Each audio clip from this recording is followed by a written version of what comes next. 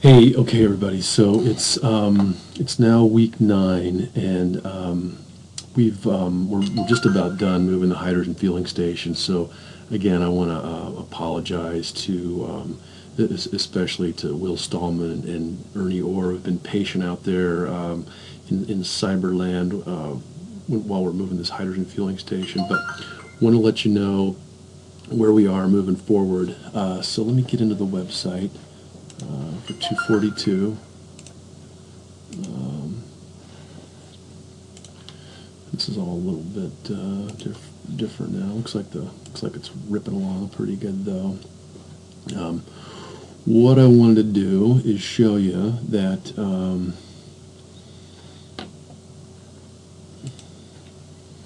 I have graded. I've graded quiz 1, and so let me just go over the solutions here while I'm thinking about it.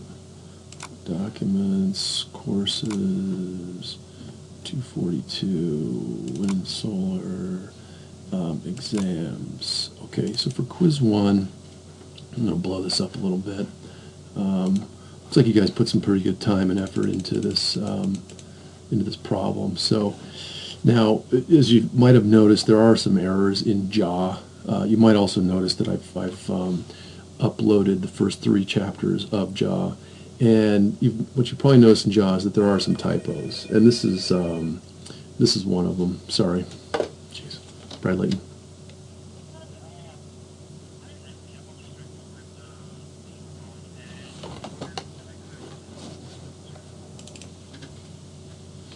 Okay, hopefully that didn't pause too long. As I was mentioning before, JAW does have some typos, and there is, in fact, no U.S. federal wind energy program, per se, with that exact title. But there is an Office of Energy Efficiency and Renewable Energy within the Department of Energy. There's also a wind energy program within the Department of Interior's Bureau of Land Management. So, the federal government, I guess, has multiple ways of addressing renewable energy.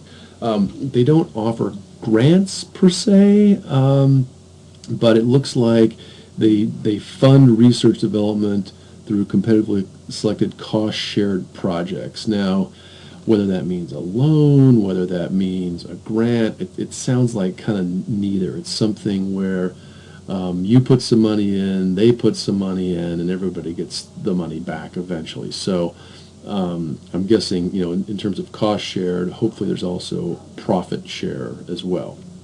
So a little more convoluted than it first might appear.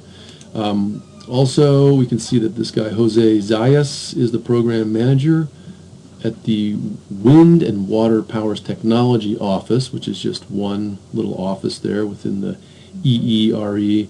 And Will Stallman dug down a little farther and found that Mike Derby, right down there, is the wind guy at this office. So thanks for that, Will. Okay.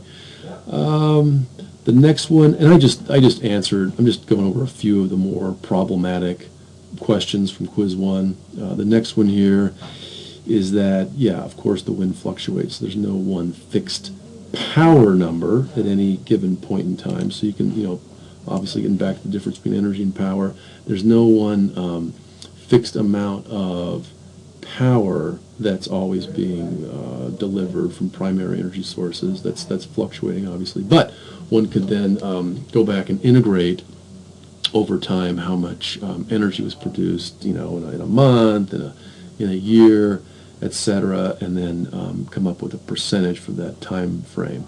And I think, as most of you found, the JAW data was a little bit behind because we are always increasing the amount of wind energy that powers the country. So kind of long and short of that one.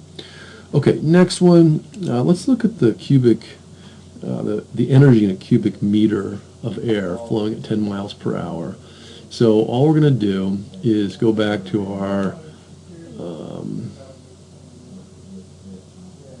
what the heck happened there? Let's just start over here a little bit. Hang on.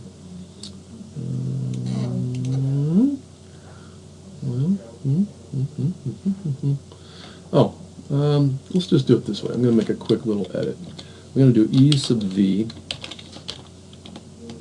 There we go. It fixes the whole thing. Okay, so we know that energy, kinetic energy, is 1/2 mv squared. We saw that in Energy 101. Energy is 1/2 mv squared. Well, I'm asking for the energy of 1 cubic meter. So we can say that the energy per cubic meter is going to be, so that's my V. A little V means energy per unit volume. That's what the 1 V. So 1/2 rho V squared is the energy density per unit volume. Because as we can see here, density is mass per unit volume. And so now from there we can just go with energy density, right back to that first paper we read in Energy 101 on energy density. So hopefully this is driving home some of the things that we talked about in 101. It's the whole point of 200 level classes. E sub V equals 1/2 rho V squared. There's the value of rho, which is the density of air.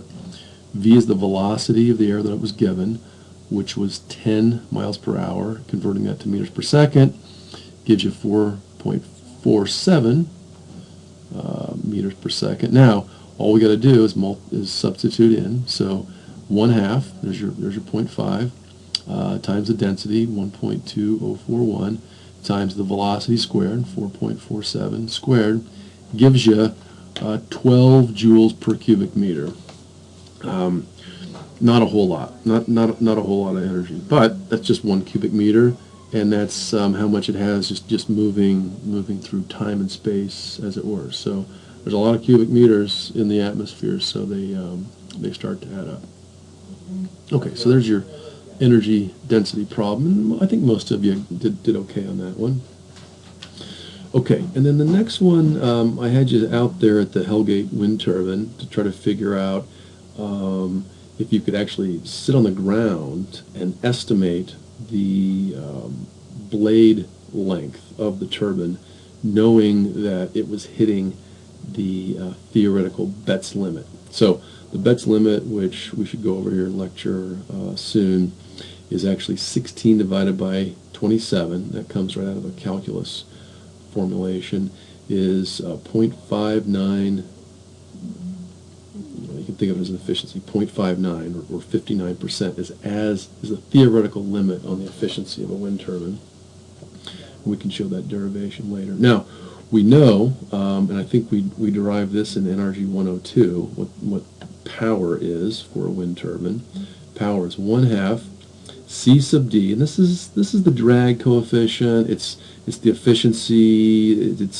It's how much what fraction of the energy is actually going into the technology. So C sub D, again, is that Betz limit, 59%. S is the cross-sectional area, so it's the area, and it's a little weird number, but that's the cross-sectional area of the turbine. And then here's your V cubed, velocity cubed. And from there, it's just a matter of solving for S. So because we know power, we know Betz limit, we know the density, we're given the velocity, so we're just solving for the area. So the area is there's your 1,000 watts that's coming out of it. Oh, let me double check. I can't remember if it was 10,000. Let me go back and look at the problem. Let's look at the problem. Quiz 1. Continue the last preview. I think I was looking at this guy. Hellgate wind turbine. Ooh, 10 kilowatts. Let me make sure I did that one right. Glad we're going over this guy. One second. Final answers. Exam 1, calcs.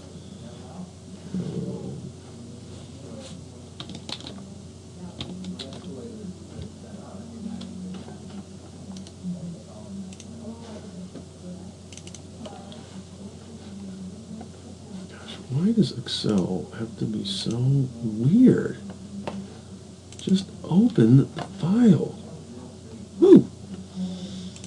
Okay, yeah, so let's do a control one on that guy. Number, yeah, there's our 10 kilowatts. Okay, 10 kilowatts. There's just a typo in the answers there. Let me fix that. S equals 10,000 divided by 1/2. So again, we're just solving for area. So power is 10,000 watts, and everything's in SI units here, divided by 1/2 times the Betz limit times the density of air times the velocity cubed, and we come up with an area of 4.9 square meters. And then just solving, taking an area of a circle, solving for diameter, gives us 2.5 meters, which, as we know, is a little bit small. And as we also know, the wind turbine is unlikely to be able to hit anything near the Betz limit. So, good, the answer was in the right direction. At least we didn't get some giant number for the blades. All right, and then well, that's all I wanted to share with you in terms of the answers for quiz 1. I'd like you to go ahead and take quiz 2. Please go ahead and take quiz 3 as well. I was able to cover some of that in lecture on Thursday, but unfortunately the Camtasia was not working all that great. And again, I apologize. We're a little behind here in the semester. So do what you can on quiz 1 and quiz 2, or sorry, quiz 2 and quiz 3. And then what I'd also like you guys to do is look at the project proposals. I'd like everyone to have a solid project proposal in place by lecture next Wednesday, and we'll cover that in not this coming Wednesday, but a week from Wednesday. So I'm going to put Tim in charge for lecture this week. I'm sorry, Tim, I'm kind of unloading that on you right now. I know it's not anything that I'd really prepared or let you prepare for, but we'll be able to talk it over here in the next couple days and get something going. Maybe what we'll have you do there, Tim, is give a little lecture on your solar thermal construction of the one that you built here for Grizz House 8. I just had a guy approach me at Missoula Bicycle Works who wants to build a solar thermal system for his pool here in town, and so I thought it might be a good opportunity to get some hands-on learning going for the 242 students.